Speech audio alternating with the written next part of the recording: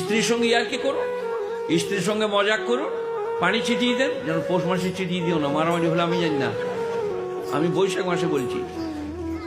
স্ত্রীকে ভালোবাসলে নেকি লেখা হবে, নেক সন্তান জন্মাবে।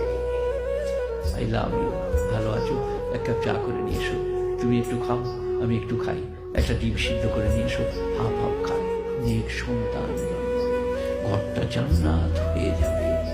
আমাদের মেয়েরা সাজে না তা লয়, চিক পিক পাক পুক, গাল পালিশ, ঠোঁট পালিশ, লাক পালিশ দিয়ে কোথায় ঘুরে বেড়াচ্ছে, বোলপুরের মেলায়।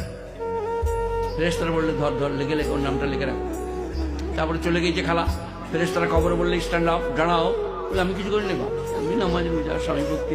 বলে গাল পালিশ ঠোঁট পালিশ লাগিয়ে কোথায় গেলি? বলে হ্যাঁ একদিন হয়ে গেল গো, বোলপুর মেলা গেল। বলে এবার রেডি হওয়া, গাল চেঁচে দেবো, এবার খাবড়া করে গাঁইতি করে চলবে না, স্বামীর জন্যে গাল পালিশ ঠোঁট